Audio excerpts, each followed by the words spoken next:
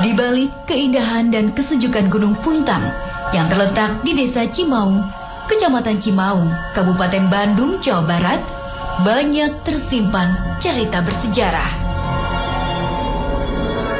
Dahulu, tempat ini pernah didirikan pemancar radio pertama di Asia oleh pemerintah Hindia Belanda, tepatnya di tahun 1923.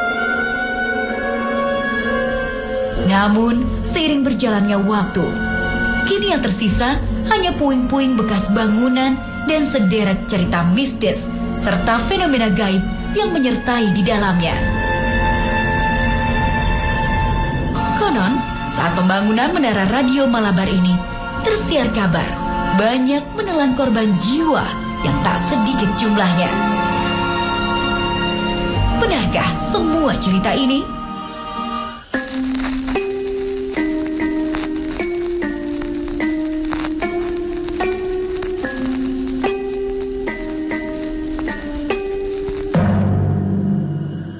Ya, Sofi, kita sudah berada di bekas puing reruntuhan dari Radio Malabar ya.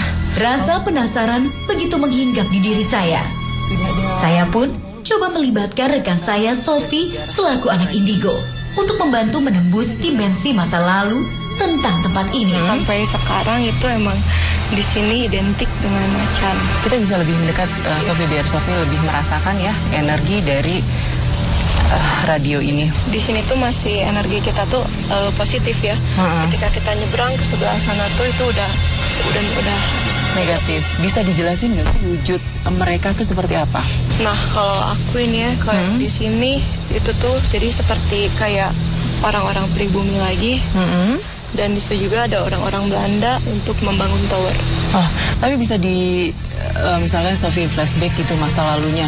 Orang-orang pribumi ini laki-laki atau perempuan yang dikerja Rodikan? Identiknya laki-laki. Mereka lagi jadi nangis kan?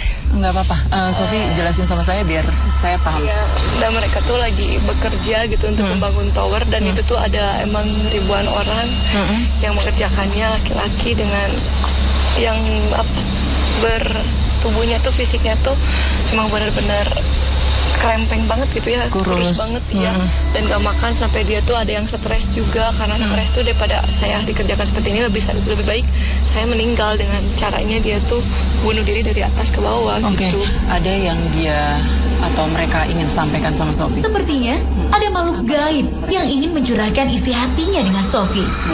Interaksi di antara mereka pun terjalin.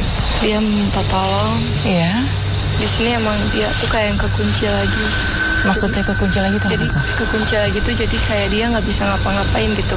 Tak jauh dari lokasi itu terdapat sebuah kolam yang sudah lama tak terpakai lagi. Kita juga bisa mengetahui sejarah dari tempat ini banyak disebut orang dengan nama kolam cinta. Banyak sekali karena bentuknya yang menyerupai hati. Yang meyakini bahwa kalau misalnya berendam atau berada di sekitar area kolam ini maka percintaannya akan langgeng hingga ke pernikahan. Kalau menurut Sofi sendiri, bagaimana nih mengenai kolam ini?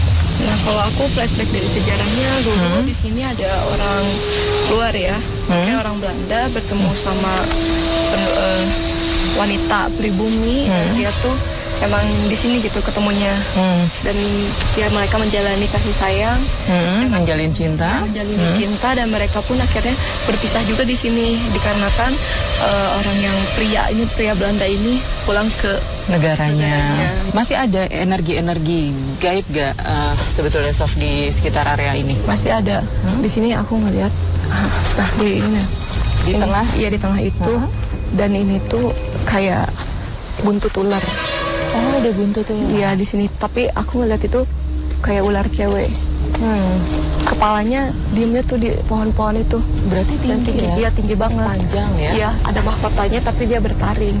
Tidak ingin menyia-nyiakan kesempatan, Sofi pun memulai interaksi dengan ular gaib yang menyebut namanya Nyimas Ageng Larasati. Oke, Mbak. Tadi saya sempat berinteraksi, dia menanyakan keberadaan kita di sini ngapain. Tujuannya untuk apa? Tujuannya ya. Dan saya jawab di sini kami hanya bersilaturahmi aja. Dan terus dia juga menanyakan, saya menanyakan nama dia, namanya Nyimas Ageng Larasati. Aduh. Kenapa? Ini buntutnya ngebelit. Oh, ngebelit. Tapi nggak apa-apa, Sof. Apa-apa, tapi ini nih. Sakit? Apa gimana? Cuman geli aja. Ya, Sofi, terima kasih ya udah banyak bantu saya menjelaskan tentang sejarah dari lokasi ini. Assalamualaikum warahmatullahi wabarakatuh. Waalaikumsalam. Assalamualaikum. Diliputi rasa penasaran, kami mencoba mengungkap sejarah tempat ini melalui dimensi lain.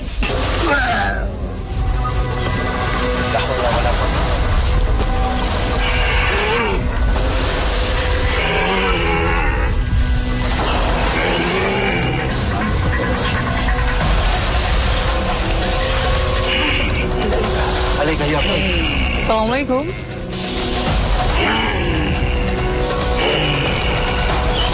Anda ini siapa? Apa? Sudah berapa lama Anda di sini? Sudah lama. Sebelum dibangunnya Radio Malabar ini atau sesudah? Sesudahnya. Lalu apa yang Anda tahu setelah tidak aktifnya radio ini? Itu bangsa Belanda. Ya? Yang mau menindas pribumi. Apa contohnya? Dia menyebarkan informasi Yang keliru. untuk ke negara dia. Informasi yang disampaikan ke negaranya tentang pribumi itu apa?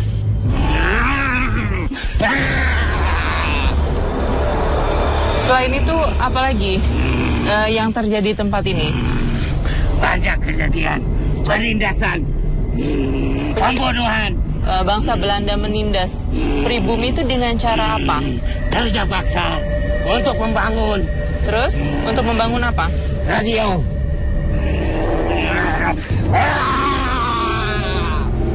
Yang saya dengar, saat membangun radio ini menelan banyak korban. Kenapa? Kok bisa sampai menelan banyak korban itu karena apa? Terus bagaimana caranya mereka Dikerjakan meninggal? Rodi. Kerja paksa. Tanpa dikasih makan, tanpa dikasih upah? Betul. Yang membangun radio ini, Bangsa siapa? Bangsa Belanda. namanya bisa Anda sebutin? Dr. Trup. Anda tahu hubungannya kolam cinta ini dengan zaman apa? Belanda atau Jepang? Iya. Zaman Belanda. Kenapa namanya jadi kolam cinta? Sebetulnya ini bukan kolam cinta. Kolam untuk pemandian. None Belanda. Terus kenapa dibangunnya menyerupai gambar love gitu? Ada pernah satu kejadian. Kejadian seperti apa yang pernah terjadi di sini? Ada 2 orang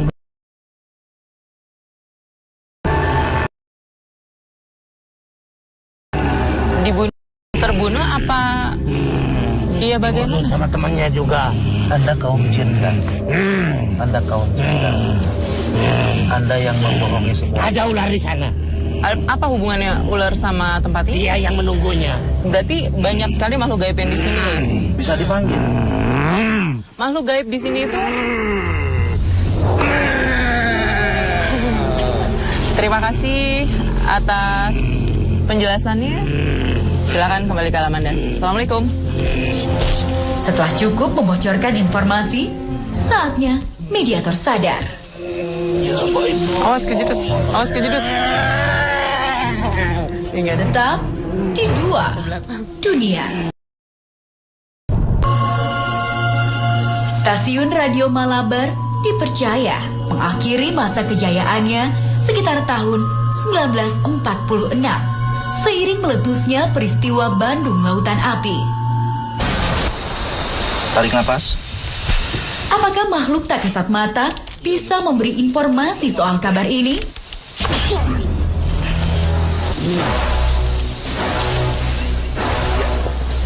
Tarik nafas. Nama mediator dahsyat. Mediator-mediator ini mulai berubah tingkahnya. Assalamualaikum. Nampaknya sudah ada energi gaib yang berhasil menguasai tubuh mereka. Assalamualaikum. Gak mau jawab ya? Ada makhluk yang ada di sini? Iya? Gak boleh ribut, gak boleh ribut. Entah mengapa, kini mereka menjadi buas. Dan dipegang.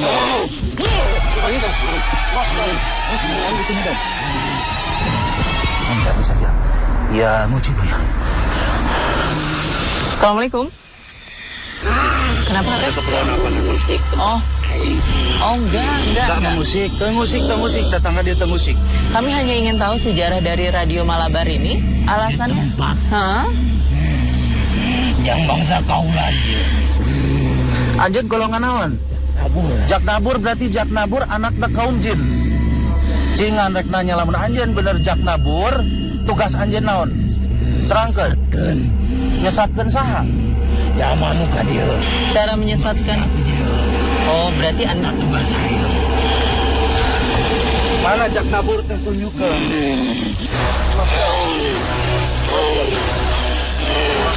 Sabar. Ya Allah, kasihan. Enggak, maksudnya kami tidak berniat mengganggu kalian. Sebenarnya yang kami butuhkan hanya informasi. Bisa lebih tenang nggak sih?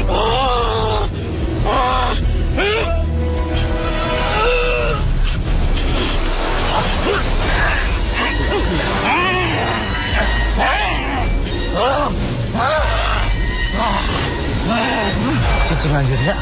Anda pasti juga tahu kok niat kami baik, tidak ingin berbuat apa-apa. Anda punya nama? Nama Anda siapa? Sejauh mana Anda tahu tentang tempat ini? Dibangun 1917. 1917. Terus yang bangun siapa itu? Orang Belanda. Tujuannya dibangun radio ini tuh untuk apa sih sebenarnya? Rencana orang Belanda menguasai ini. Rencana orang Belanda untuk menguasai ini itu apa yang lebih jelasnya? Bumi ini. Bumi apa? Di sini. Terus dengan cara apa? Indonesia. Yang ingin dikuasain tuh apanya? Keseluruhan? Keseluruhan, karena masih banyak. Kalau menurut Anda, bangsa Jepang itu datang ke sini tuh tahun berapa? Gak lama dari Belanda. Ya lama dari Belanda. Kenapa akhirnya radio ini tidak berfungsi? Karena apa penyebabnya? Karena Belanda pulang ke negaranya. Dia menghancurkan, gak ingin meninggalin kayak gitu. Tapi bukan karena ada kejadian Bandung Lautan Api itu ya? Itu juga menjadi salah satu penyebabnya.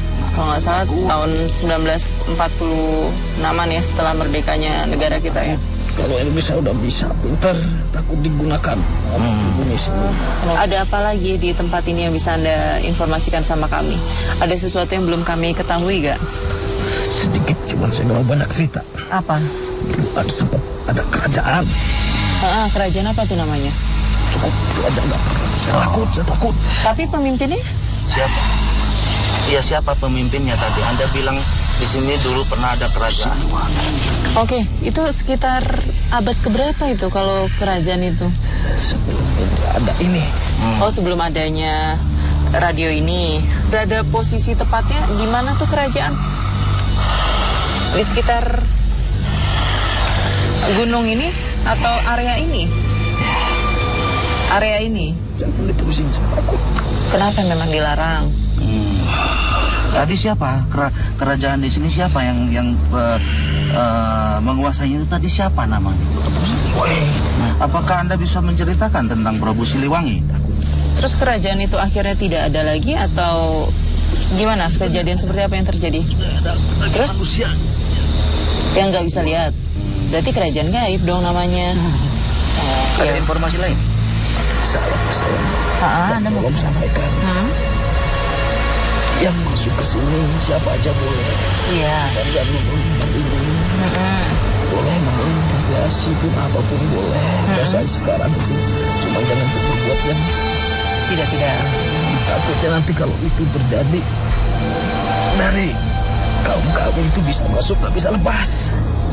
Oke, maksudnya merasuki gitu dan gak mau keluar dari badannya. Dia berbuat kayak gitu, takut ada yang lebih jahil nanti nggak bisa lepas. Oke, ya. Ada di atas itu, lihat ya. tuh. Intinya ya harus menjaga tempat ini dan melestarikannya ya. Ya, oke. Terima kasih atas penjelasannya. Silahkan kembali ke alam Anda.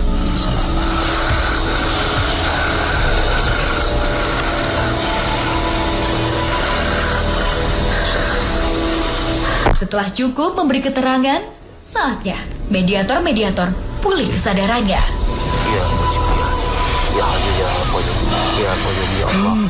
Ya Allah, ya Allah, ya Allah, ya Allah, ya Allah, ya Allah, ya Allah.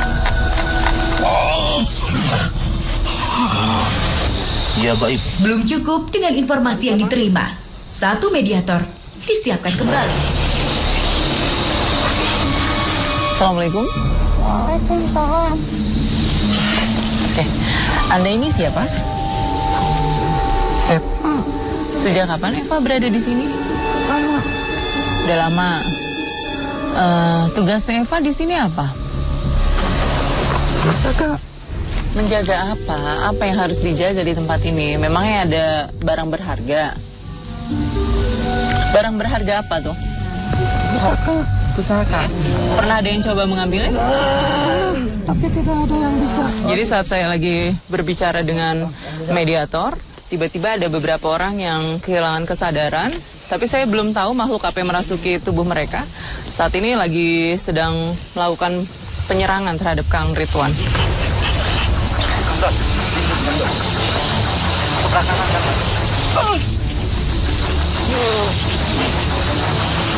Ini kenapa sih Anda kok emosi semua sih sama Kang Ridwan? Ayah tahu dia. Sejak waktu dia. Dia sudah bubar. Maksudnya apa? Jauh mana? Ini salah satu.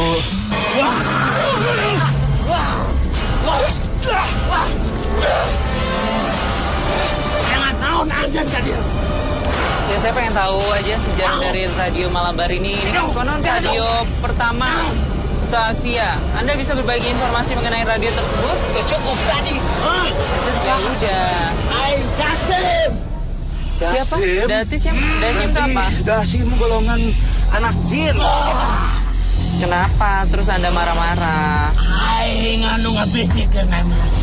Mangkara murka. Dasim anu sok ditangabuluh gitu lain. Bangsa anjir bodoh.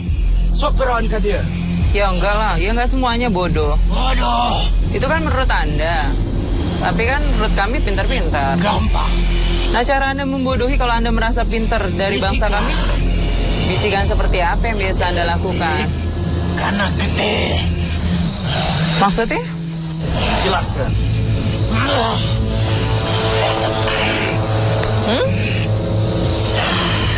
Loba pembunuhan dia. Aku anggaran murka. Maksudnya? Emosi. Assalamualaikum. Hapus karena gede. Apakah Jadi bangsa tolong dijelasin aja dulu kamu. Bangsa-bangsanya itu kalau masuk ke tubuh manusia melalui aliran darah. Itu dari mulai aliran darah, mulai masuk ke hati dan pikiran manusia, sehingga di situ manusia mulai terkendali. Nah itu yang biasa Anda perlakukan seperti itu pribumi atau orang Belanda? Kabeh bangsa denun. Nuarana jamat padu disaha. Kenapa akhirnya Anda berada di sini nggak suka sama kami? Apa ini kekuasaan? Jadi banyak sekali orang-orang yang kesurupan sekarang. Saya belum tahu maksudnya apa ya dari mereka, tapi mereka ingin melampiaskan emosi dan merasa tidak nyaman dengan kedatangan kami ke sini.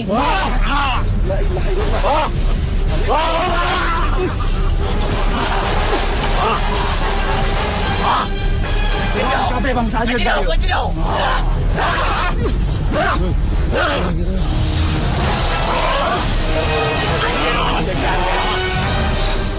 lepaskan dan. Masos. Kaki.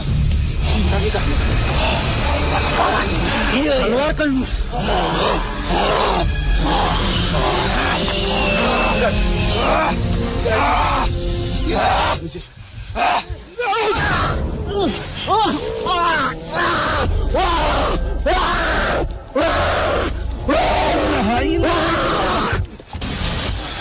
Nah, kalau menurut Anda, bagaimana sejarah dari radio ini?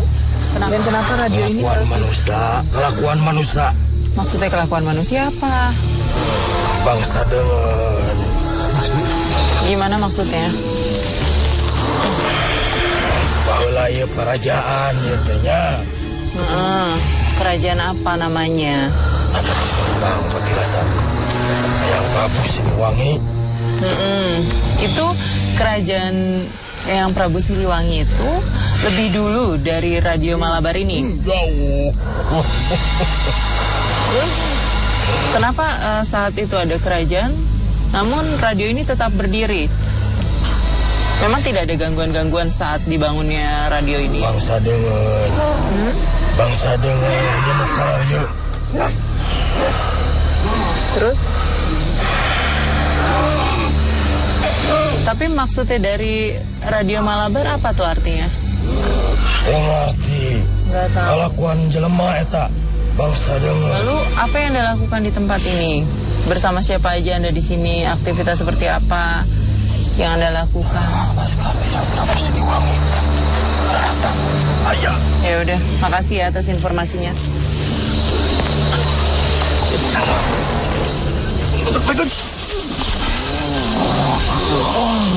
Waktunya mediator pulih.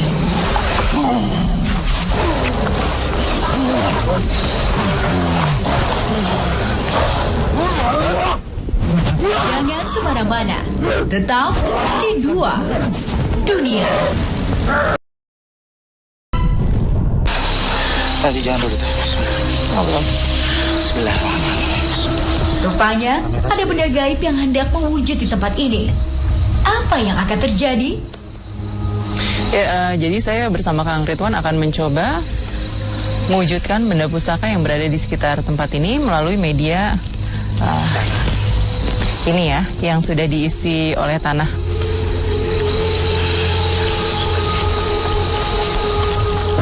Allah Akbar. Allah Akbar. Terus siram. Pelan.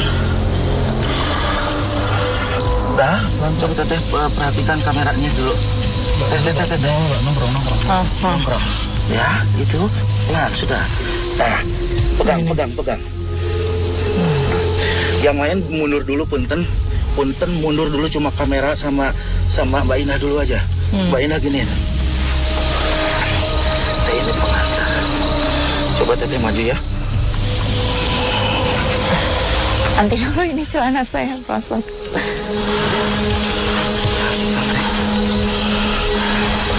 Alhamdulillah, tak butuh waktu lama mewujudkan benda tersebut. Nggak bisa dibersihin dulu, Kang.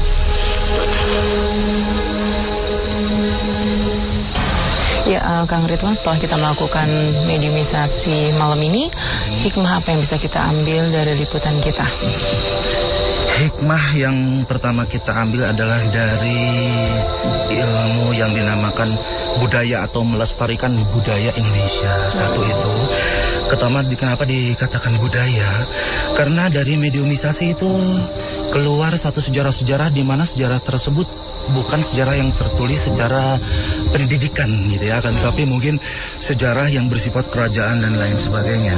Alangkah baiknya kalau seandainya dijaga lebih baik. Jangan dilihat dari sisi masalah penjajahan, akan tetapi dari nilai-nilai tersebut muncul satu ilmu yang mungkin harus kita ikuti. Kenapa zaman saat itu orang luar bisa lebih membuka pikirannya, teknologinya dan lain sebagainya.